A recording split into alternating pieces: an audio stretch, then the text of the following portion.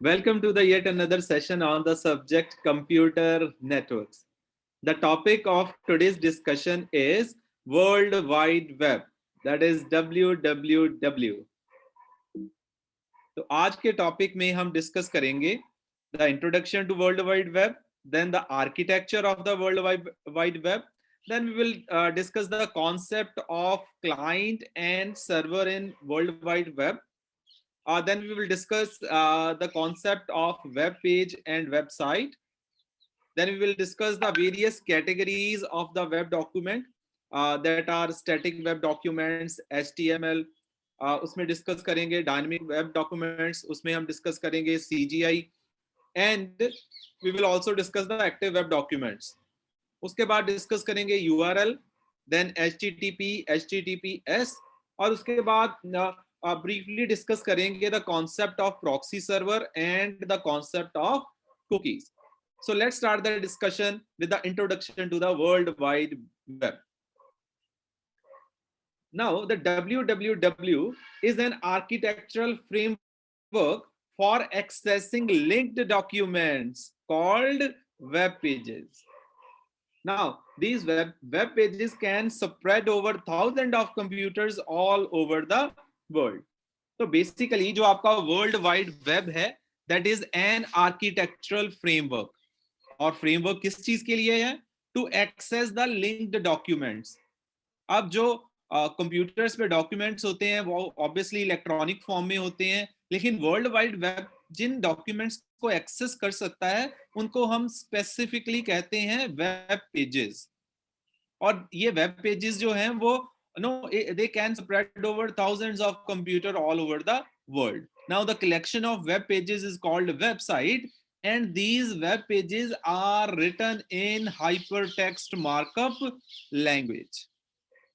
The WWW project was developed by the CERN, the European Center for Nuclear Research, in 1989.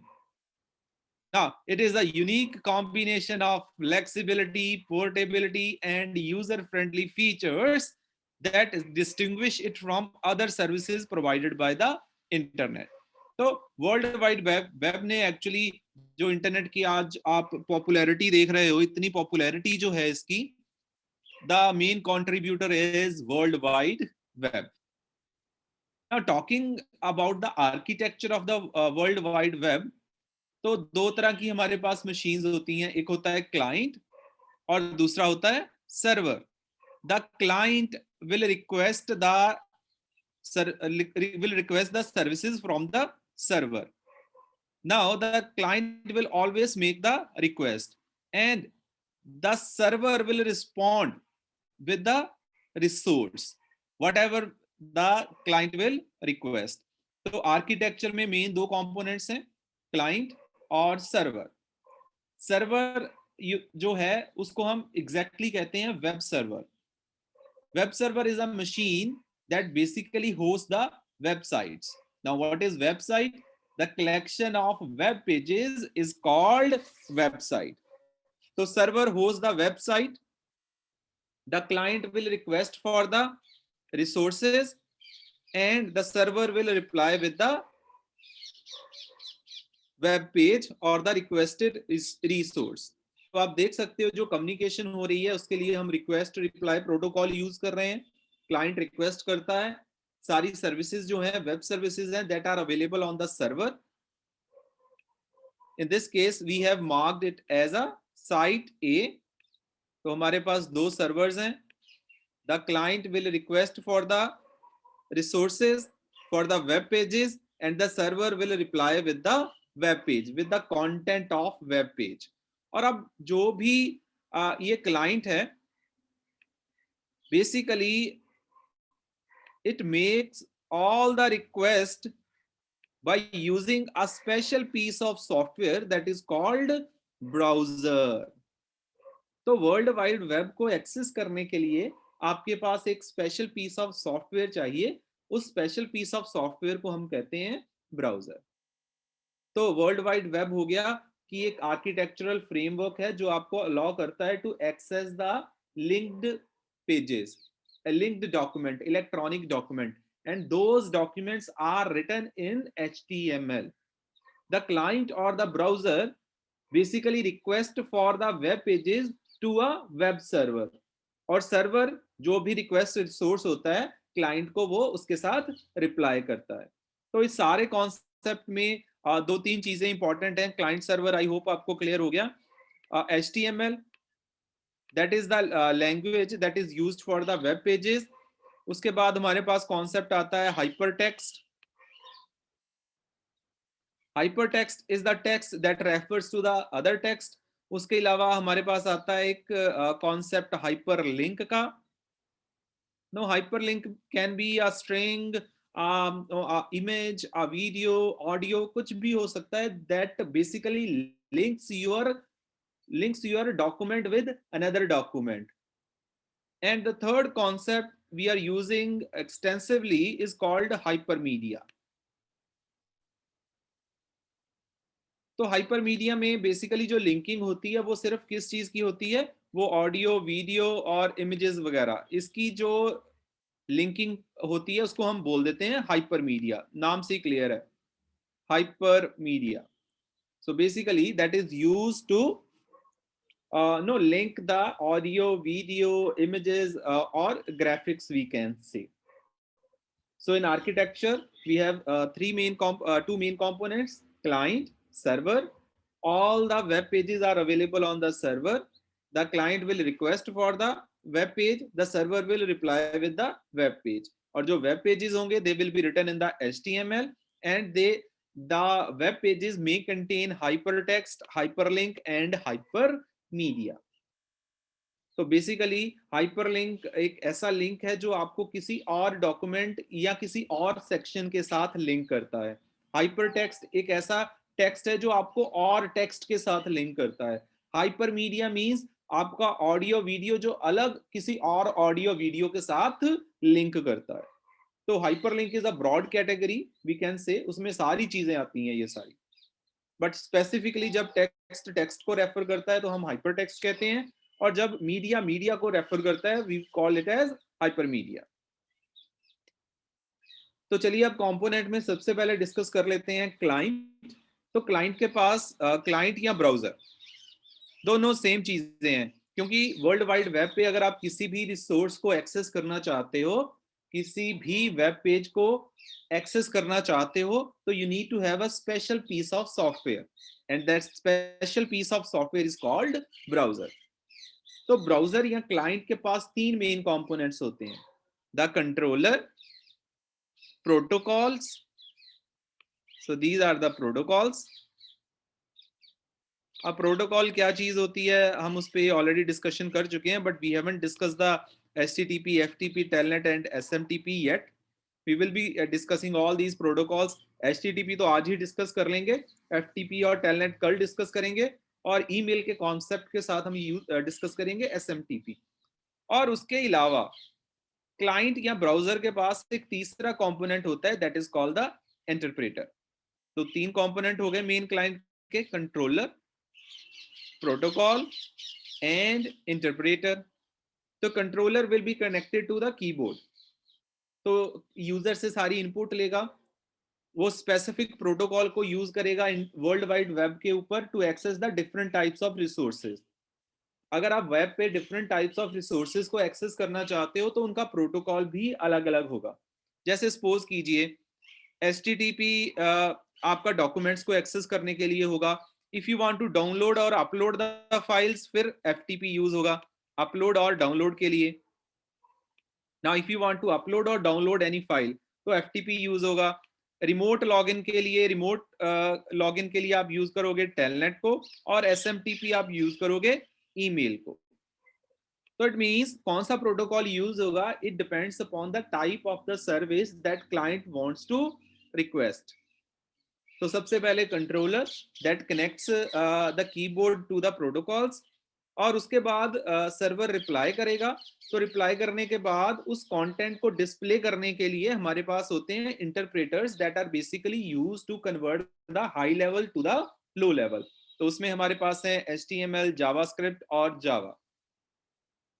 But आजकल बहुत सारे modern browsers हैं जो वो इंटरप्रेटर और कंपाइलर्स दोनों यूज करते हैं। उनके पास सिर्फ इंटरप्रेटर्स नहीं होते, उनके पास कंपाइलर्स भी होते हैं।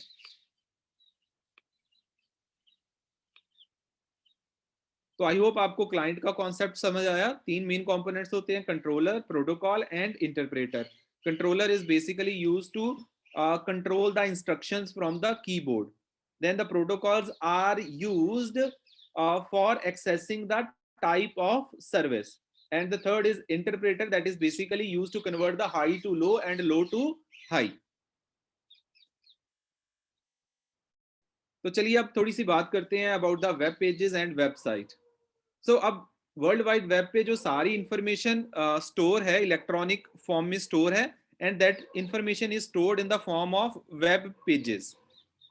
तो web page is a document written in the HTML, and it contains images, text, hyperlinks, audio, video files, etc. Now the collection of web pages is called website. So web page is electronic document written in HTML that contains images, text, hyperlinks, videos, audio, etc. And the collection of web pages is called, and web pages are, no, they can be accessed over the World Wide Web using the protocol that is called HTTP, Hypertext Transfer Protocol. And to access the web pages and website, the special piece of software is required, and that special piece of software is called browser. Now, these web pages and website can be of three types. सबसे पहले है जी static, the second is dynamic, and the third is active web documents. चलिए एक एक करके discuss करते हैं कि ये स्टैटिक वेब डॉक्यूमेंट्स क्या होते हैं, डायनेमिक वेब डॉक्यूमेंट्स क्या होते हैं, और एक्टिव वेब डॉक्यूमेंट्स क्या होते हैं। तो चलिए डिस्कशन स्टार्ट करते हैं विद द स्टैटिक डॉक्यूमेंट्स। अब स्टैटिक डॉक्यूमेंट्स में क्या होता है कि जो कंटेंट होता है वो चेंज नहीं कर सकता क्लाइंट।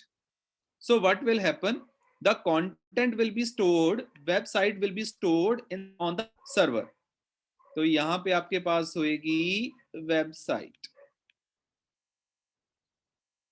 तो website will be stored on the server, और क्लाइंट इसके कंटेंट को चेंज नहीं कर सकता।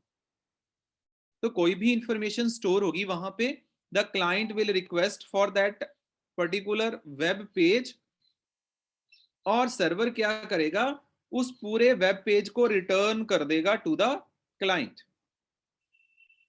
तो इट मींस अब हो क्या रहा है कि क्लाइंट ने कोई वेब पेज के लिए रिक्वेस्ट करा, तो सर्वर ने सारे का सारा वेब पेज उठा के दे दिया क्लाइंट को, and the content will be available on the client side.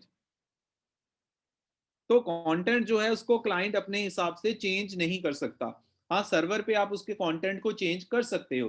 अब क्लाइंट कंटेंट चेंज नहीं कर सकता, वो चीज, इस चीज का क्या मीनिंग है? तो इसका मीनिंग ये है कि सपोज करो there is a web page,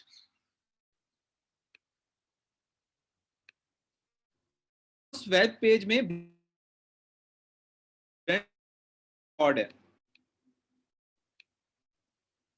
BC और बीएससी आईटी, तो मान लीजिए एक वेब पेज है, उस पे बीसी और बीएससी आईटी 5 के स्टूडेंट्स का सारा डेटा स्टोर्ड है। तो अब क्लाइंट क्या चाहता, क्लाइंट को वो रिकॉर्ड चाहिए। तो मान लीजिए उसको रिकॉर्ड चाहिए सिर्फ पहले 10 स्टूडेंट्स का, पहले 10 रोल नंबर्स का। तो अब वो सारे के सारे जो इंफॉर्मेशन है that is stored in this web page. अब क्लाइंट क्या करेगा, वो इस तरह से इस डॉक्यूमेंट के किसी पीस या किसी पार्ट को रिक्वेस्ट नहीं कर सकता। क्लाइंट रिक्वेस्ट करेगा फॉर अ पर्टिकुलर पेज, और सर्वर उस सारे के सारे पेज को रिटर्न कर देगा टू द क्लाइंट। उस पेज के ऊपर क्लाइंट जो है it can not perform any query कि मुझे इस पेज में से ये चाहिए, इस पेज में ये चाहिए, नहीं। The client will request for the entire page and the server will respond with the entire page. This type of web document is called static, क्योंकि अब क्लाइंट जो है वो अपने हिसाब से वेब पेज के कंटेंट को एक्सेस नहीं कर पाया। उसको चेंज नहीं कर पाया, उसको सिर्फ 10 रिकॉर्ड्स चाहिए थे, लेकिन उसको रिटर्न हो रहे हैं पूरे का पूरा वेब पेज, पूरे के पूरे स्टूडेंट्स का record. So the content cannot be changed or the query cannot be made by the client. Client कोई अपने हिसाब से क्वेरी नहीं कर सकता, उसको वो सारा पेज रिक्वेस्ट करेगा, उसको सारा पेज आ जाएगा फ्रॉम सर्वर साइड. अब इसके लिए हम जो स्टैटिक वेब पेजेस हैं, they are written in the HTML, hyper text markup language. तो HTML का अपना एक स्ट्रक्चर है, उसके पास टैग्स होते हैं, दो तरह के टैग्स होते हैं, paired and singular tags. Singular tags वो होते हैं जो आपको क्लोज करने की जरूरत नहीं पड़ती, you need to start only, और उसको उसमें क्लोजिंग का आपको ऑप्शन नहीं रहता. तो आपने सिर्फ उसको स्टार्ट किया टैग को, और you don't need to end the tag. जैसे for example BR tag BR. So this BR tag is basically a singular tag. लेकिन कुछ टैग्स ऐसे होते हैं जो जिनको हम बोलते हैं पेयर्ड टैग्स. मींस आपको उनको पेयर में लिखना पड़ता है, you need to start and stop.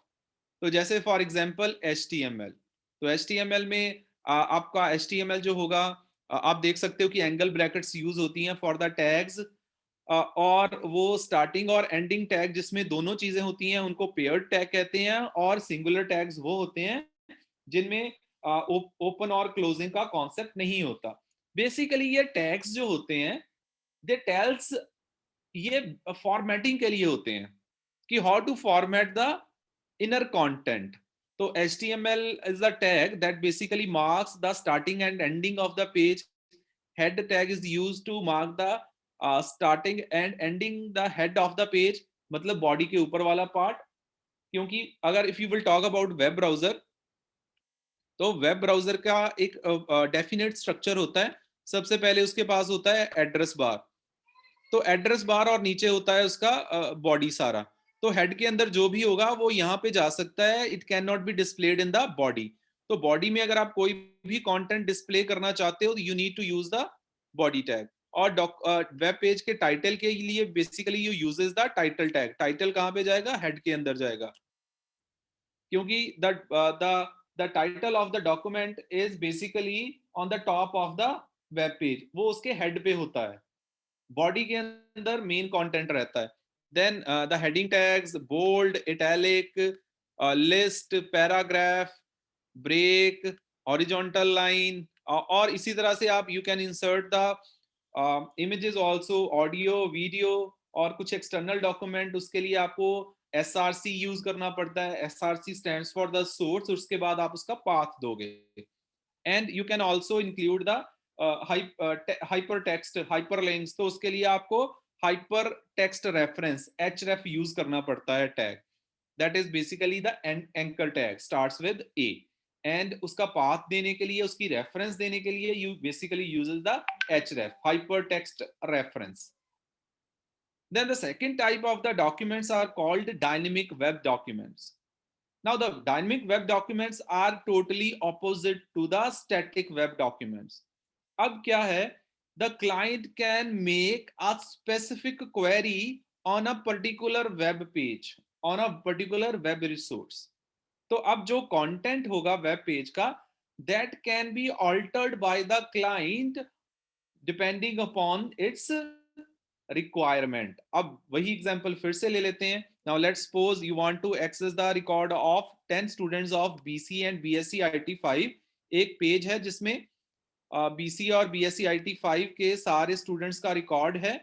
तो आप उनमें से सिर्फ 10 स्टूडेंट का रिकॉर्ड देखना चाहते हो, तो you can make the particular query by using the request protocol, और उसके बाद वो क्वेरी जाएगी सर्वर पे. देखिए अब ये जो मैं क्वेरी वगैरह की बात कर रहा हूँ, everything will be encoded in the HTML itself. HTML में ही एनकोड होगी ये सारी चीजें. तो client can request for the specific resources. और वहां कोई ऐसा नहीं है कि उसको एक पर्टिकुलर पेज ही रिक्वेस्ट करना पड़ेगा, वो कोई भी कंटेंट को रिक्वेस्ट कर सकता है डिपेंडिंग अपॉन द रिक्वायरमेंट. और फिर वो रिक्वेस्ट जो जाएगी सर्वर साइड पे, सर्वर साइड पे एक स्पेशल एप्लीकेशन प्रोग्राम लॉजिक होगा, वो उसको एग्जीक्यूट करेगा और क्वेरी को रिटर्न कर देगा टू द क्लाइंट. अगेन। तो अब इसमें होता क्या है, बेसिकली इस डायनेमिक वेब डॉक्यूमेंट्स में जो आपका कंटेंट होता है वो सारा स्टोर होता है इन द डेटाबेस। तो जब भी क्लाइंट कोई चीज रिक्वेस्ट करता है, हम पहले से कोई भी पेज को कैलकुलेट करके नहीं रखते, कोई भी कंटेंट को कैलकुलेट करके नहीं रखते। जैसे ही क्लाइंट कोई पर्टिकुलर रिक्वेस्ट करता है, हम डेटाबेस पे जाते हैं, क्वेरी लगाते हैं, उस कंटेंट को कैलकुलेट करते हैं और फिर रिटर्न कर देते हैं क्लाइंट के पास। अब ये सारी क्वेरी को हैंडल करना, क्लाइंट की क्वेरी को एग्जीक्यूट करना, उसके लिए तो सॉफ्टवेयर चाहिए। तो it means server contains the application logic. उसके पास अब ये सॉफ्टवेयर होता है वो यूजर की क्वेरीज को एग्जीक्यूट करने के लिए।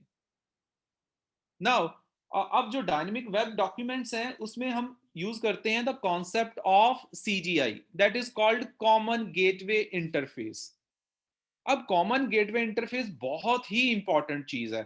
क्यों? Because it defines how a dynamic document should be written, how input data should be supplied to the program, and how the output result should be generated। तो स्टैंडर्डाइज कर दिया हमने। आप चाहे कोई भी लैंग्वेज यूज करो, जैसे हम बात कर रहे थे स्टैटिक, वहां पे HTML यूज होता है, लेकिन जब आप डायनेमिक की बात करते हो तो आपके पास एप्लीकेशन लॉजिक है, तो आपको कोई प्रोग्रामिंग लैंग्वेज चाहिए, कोई स्ट्रॉन्ग स्क्रिप्टिंग लैंग्वेज चाहिए, जैसे for example ASP, PHP, JavaScript, ताकि वो रन टाइम में ये सारी चीजों को कैलकुलेट कर सके। तो कॉमन गेटवे इंटरफेस क्या करता है, वो डिफाइन करता है स्टैंडर्ड्स कि जो डायनेमिक वेब डॉक्यूमेंट होगा उसको हम कैसे लिखेंगे, उसमें डेटा इनपुट कैसे लेंगे, प्रोग्राम कैसे चलेगा उसमें, और आउटपुट कैसे जनरेट होगी। तो अब इस सीजीआई में सीजीआई की फुल फॉर्म है कॉमन गेटवे इंटरफेस। कॉमन का मतलब है the standard defines the similar rules for the commonly used programming language for the web. तो सभी लैंग्वेजेस के लिए रूल क्या होगा, same. Gateway means, now gateway means that the program is a gateway to access other resources such as database, graphic packages and so on। तो basically ये programme है किस चीज के लिए, डेटाबेस को एक्सेस करने के लिए, या कुछ know to access some other packages that are related to graphics और any other thing. And the word interface means the predefined terms, variables, calls that can be used in the CGI program। तो CGI basically standard set करता है कि dynamic documents को हम right कैसे करेंगे, उनको एक्सेस कैसे करेंगे, डेटाबेस एक्सेस कैसे होगी, रिजल्ट कैसे रिटर्न करेंगे टू द क्लाइंट।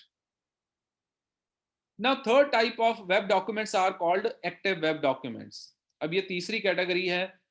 बेसिकली ये कैटेगरी जावास्क्रिप्ट ने इन्फोर्स कर दी। JavaScript is getting very popular.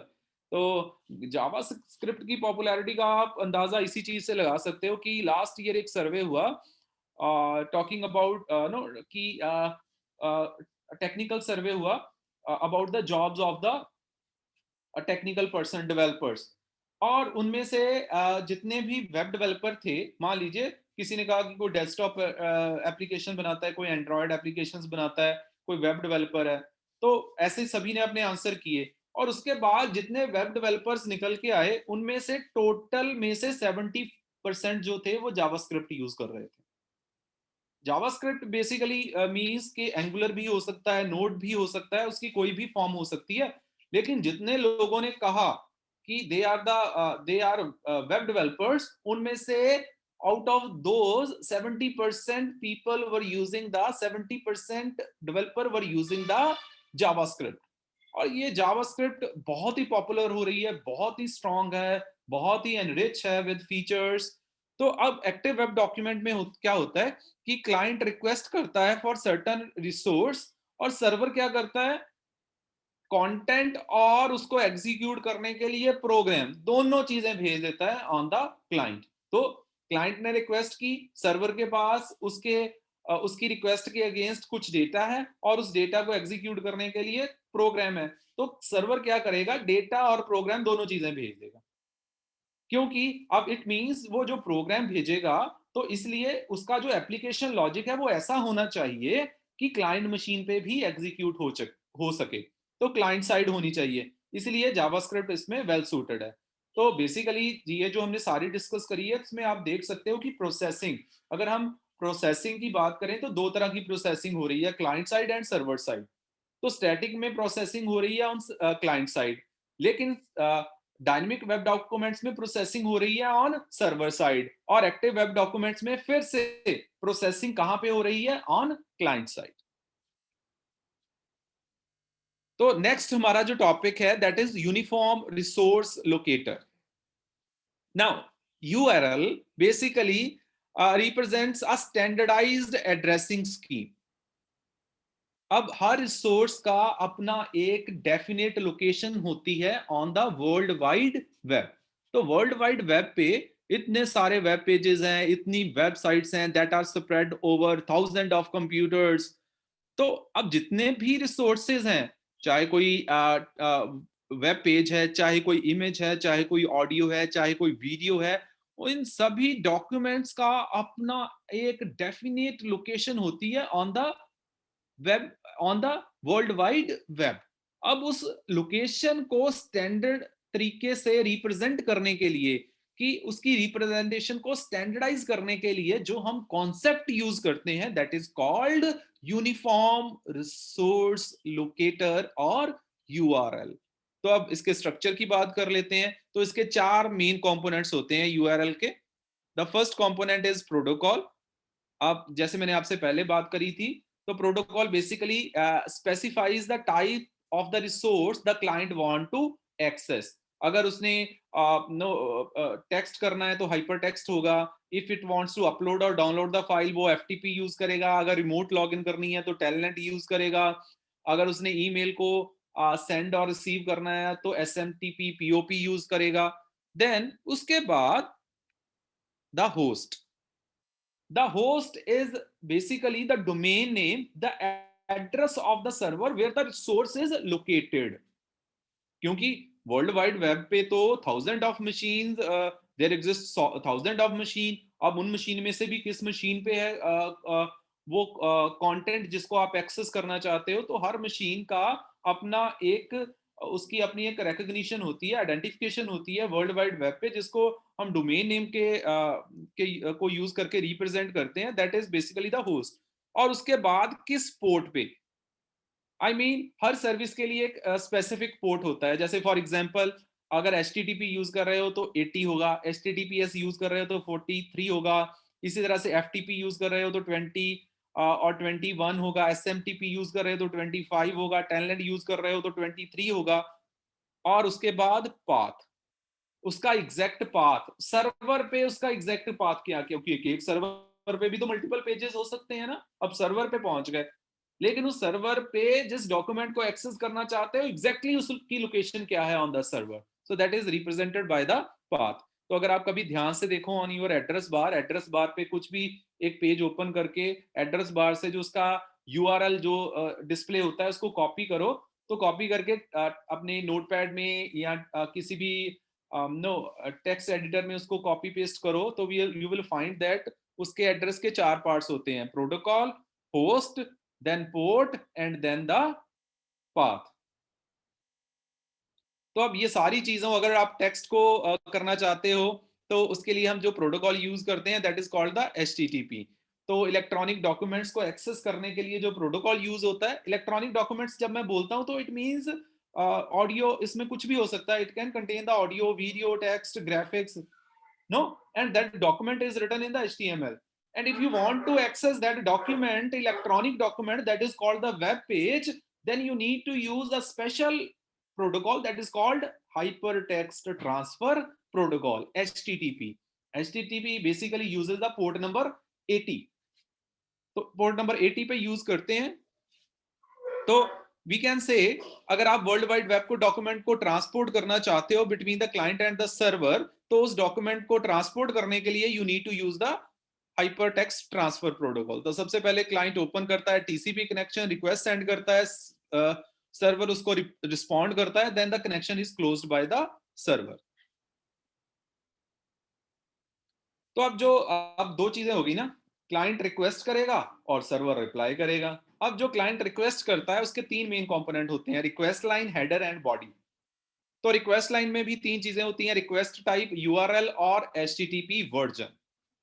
तो रिक्वेस्ट लाइन में सबसे पहले वो रिक्वेस्ट टाइप अपनी देगा कि किस टाइप का वो डॉक्यूमेंट जो है वो रिक्वेस्ट कर रहा है। उसके बाद उस डॉक्यूमेंट का यूनिफॉर्म और सोर्स लोकेशन उसकी क्या है, देन वो एचटीटीपी का वर्जन कौन सा यूज कर रहा है, 1.0 1.1, तो हमेशा ये लेटेस्ट ही होता है। उसके बाद हेडर होएगा, हेडर में होएगा the information related to the document, कौन सा करेक्टर सेट यूज करना है, वो सारी information. Then the body the main request जो होगी क्लाइंट की, that will reside in the body part. तो अब जिस तरह से ये रिक्वेस्ट है उसी तरह से रिस्पॉन्स भी होता है। तो रिस्पॉन्स में भी तीन चीजें होती हैं, status line, header and body. So the status line basically defines the status of the response. कभी कभी आपने देखा है ना, एरर आ गई 404 not found, no 500 internal server error. तो status line basically defines that कि what status has been on the server side. उसके बाद हेडर, जो रिप्लाई का हेडर होएगा वो सारी नेगोशिएशन जो आप ऑलरेडी कर चुके हो। Then body will basically contains the reply. उसके बाद हमारे पास जो नेक्स्ट प्रोटोकॉल है HTTPS। तो HTTPS, क्योंकि HTTP आपको पता चल चुका है, hypertext transfer protocol, and the HTTPS is hypertext transfer protocol secure. तो HTTP जब इंक्रिप्शन यूज करता है तो उसको बोलते हैं HTTPS, सिक्योरिटी के पॉइंट ऑफ व्यू से। पहले तो सिर्फ ये बैंकिंग ट्रांजैक्शन में यूज होता था या कॉर्पोरेट ईमेल्स में यूज होता था, लेकिन आजकल क्योंकि ऑनलाइन शॉपिंग का ट्रेंड इतना बढ़ चुका है, कोई भी बहुत सारी कॉन्फिडेंशियल इंफॉर्मेशन जो है वो इंटरनेट पे आ चुकी है, तो हम इंक्रिप्शन यूज करते हैं to access the world wide web electronic documents. तो HTTPS जो है वो कुछ अलग प्रोटोकॉल नहीं है, बट वो TLS और SSL यूज करता है। वो HTTP को इनक्रिप्ट कर देता है ताकि कोई डेटा जो है अनऑथराइज यूजर उसको एक्सेस ना कर पाए। अब ये जो HTTPS का कॉन्सेप्ट है, अब ये सर्टिफिकेट बेस्ड है। तो आपको अगर HTTP से HTTPS जाना है तो उसके लिए आपको क्या करना होगा, बहुत सारा आपको एक सर्टिफिकेट लेना होगा सिक्योरिटी का। वो सर्टिफिकेट इशूइंग ऑर्गेनाइजेशंस होती हैं, तो वो सबसे पहले आपका इंफॉर्मेशन लेती है आपकी ऑर्गेनाइजेशन की, उसको चेक करते हैं, फिर आपको एक सर्टिफिकेट इशू कर देते हैं, जिससे क्या हो जाता है कि आपको HTTPS एक्सेस मिल जाती है। और आपने नोटिस किया होगा, अगर आप एक्सेस कर रहे हो HTTPS, it means you are secure. इस पे गलत आपके ठगे जाने के चांसेस बहुत कम है। अब ये आप कैसे श्योर करोगे कि आप HTTPS एक्सेस कर रहे हो, तो आप नोटिस करोगे कि एड्रेस बार में URL के आगे हमेशा एक पैडलॉक बना होता है। अगर वो पैडलॉक जो है वो ग्रीन है ना, तो अगर वो ग्रीन है, it means you are accessing the secure website HTTPS। तो वहां पे आपके मैन इन मिडल अटैक या नेटवर्क सिक्योरिटी ब्रीचेस के चांसेस काफी कम हो जाते हैं। और HTTPS जो प्रोटोकॉल पोर्ट यूज करता है, that is 443। HTTP 80 number, port number 80 use करता है, और HTTPS यूज करता है 443। तो इस किसके लिए यूज करते हैं, हम वैसे ऑलरेडी डिस्कस कर ही चुके हैं ये चीज। So basically use to protect page authenticity, documents, इन सारी चीजों की प्रोटेक्शन के लिए हम यूज करते हैं। और उसके अलावा सिक्योर अकाउंट्स के लिए, and keeping your user communication identity and web browsing private. तो सारा इसमें इंक्रिप्शन का ही खेल है। एक्चुअली आप इंक्रिप्ट कर देते हो, तो जैसे मैंने आपको बताया कि आप कैसे पता चला लगा सकते हो कि whether you are accessing the secure, तो अगर HTTP के साथ S होगा और पैडलॉक इनेबल्ड होगा। तो नेक्स्ट जो हमारा कॉन्सेप्ट है, क्योंकि सिक्योरिटी की बात कर रहे हैं, तो एक कॉन्सेप्ट है that is called proxy server. अब प्रॉक्सी सर्वर के कॉन्सेप्ट की जब हम बात करते हैं, तो प्रॉक्सी वर्ड आपने पहले बहुत सुना होगा। Proxy means behaving, no no acting on someone others behalf. Class में आपने प्रॉक्सी लगा दी, आपका रोल नंबर है 4301, उसके बाद आपने पहले अपनी अटेंडेंस लगाई, उसके बाद आ गया 43015, तो आपने फिर से कर दिया यस सर यस मैम, तो आपने इट मींस 4315 के बिहाफ पे आपने एक्ट किया, तो इसको बोलते हैं प्रॉक्सी। तो proxy is a special machine that comes in between the client and the server, and it act as a server to the client and client to the server। तो जो डायरेक्ट कम्युनिकेशन थी between the client and the server, आपने उसको break कर दिया two parts में। तो client और सर्वर के बीच में एक मशीन आ गई जिसको बोलते हैं प्रॉक्सी, जो किसके बिहाफ पे एक्ट कर रही है? वो क्लाइंट को बोल रही है कि मैं सर्वर हूं, और सर्वर को बोल रही है कि मैं क्लाइंट हूं। तो पॉइंट ये है कि अब ये सारा तामझाम करने का फायदा क्या है? तो सबसे बड़ा फायदा है सिक्योरिटी। तो क्योंकि क्लाइंट से, अगर क्लाइंट किस सर्वर को रिक्वेस्ट कर रहा है, आप यहाँ पे इंटरसेप्ट कर सकते हो और यहाँ पे उसको फिल्टर कर सकते हो। सर्वर ने क्या रिस्पॉन्स दिया, आप यहाँ पे इंटरसेप्ट कर सकते हो, उसको फिल्टर कर सकते हो। तो प्रॉक्सी के जो मेन फीचर्स हैं वो है कैशिंग। वो कॉमनली एक्सेस होने वाले वेब पेजेस को कैश करके रखता है, जिससे परफॉर्मेंस इंक्रीज होती है।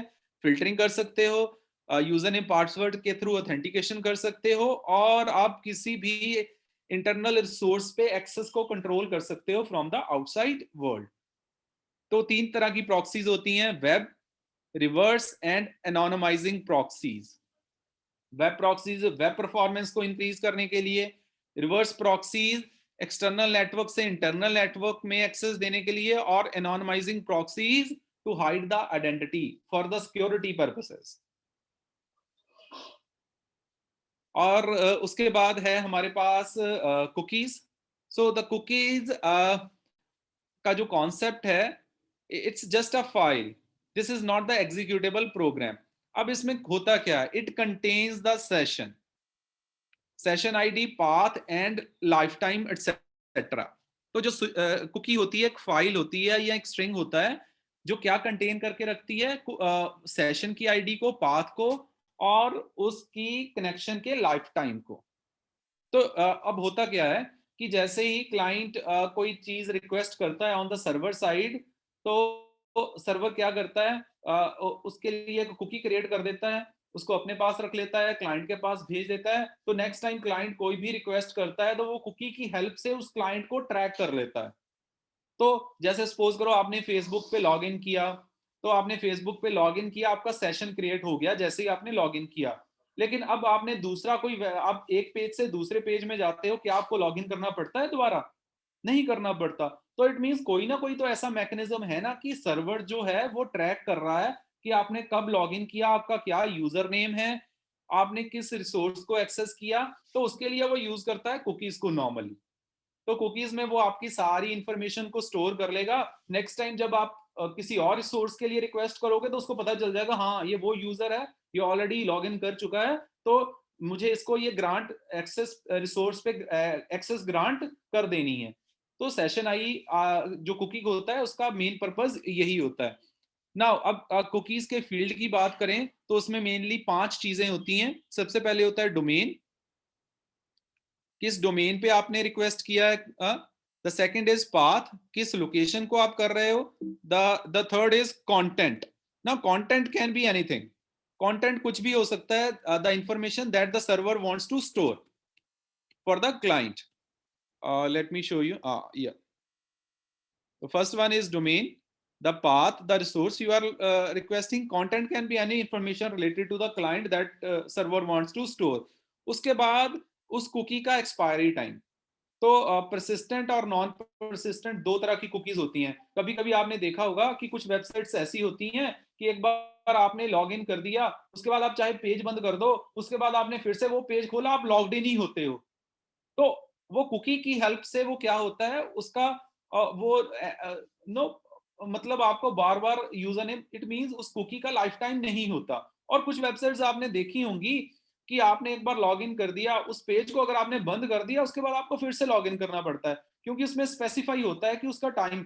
अब कुछ एक्चुअली अगर आप इसको ऐसे समझते हैं इस एग्जांपल से, so there are certain websites कि आप एक बार लॉग इन कर लोगे उसमें, तो आपने लॉग इन कर लिया, तो अब आप उस वेबसाइट में आपने लॉगिन छोड़ दिया, आपने मॉर्निंग में लॉगिन करा था, इवनिंग तक आप लॉग्ड इन ही हो। लेकिन कुछ वेबसाइट्स ऐसी होती हैं आपने लॉगिन करा तो उसमें कुकी का कुछ टाइमर रहता है, जैसे half an hour, or, an hour, 2 hours, 3 hours. तो तीन, अब सपोज कीजिए आपने वेब पेज ओपन किया, उसका जो कुकी का एक्सपायरी टाइम है दैट इज 2 आवर्स। तो अगर आप 2 आवर के बाद उस पेज को एक्सेस करोगे, you will be automatically logged out.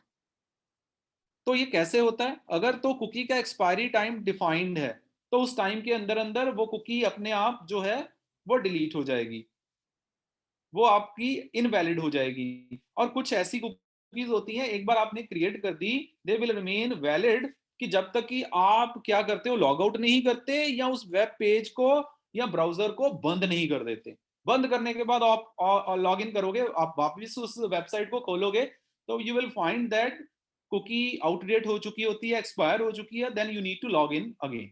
और लास्ट में होता है उसका server access. So these are the 5 main fields of the cookies. Then the purposes, जैसे मैंने आपको बताया, to keep track of the clients. Then the e commerce, shopping cart के लिए सबसे पहले आपने एक चीज शॉपिंग कार्ट में ऐड करी, उसके बाद दूसरी करी, तो कुकीज कॉन्टिन्यूसली अपडेट होती रहती हैं, आपको अपडेटेड इंफॉर्मेशन देती हैं, वेब पोर्टल्स पे यूज होता है, then it is used for the advertising also. तो क्लाइंट की ट्रैकिंग के लिए बेसिकली यूज करते हैं। So that concludes our today's session. आज हमने mainly discuss किया the concept of World Wide Web. Then we discuss the architecture of World Wide Web. उसके बाद client और server का concept. Then concept of website and web pages. Then we discuss the various categories of the web documents. उसके बाद URL, HTTP, HTTPS. Then we discuss the concept of proxy and cookies. तो I hope आपको आज का सारे जो concepts हैं वो क्लियर हुए। So thank you very much for joining, see you in the next session.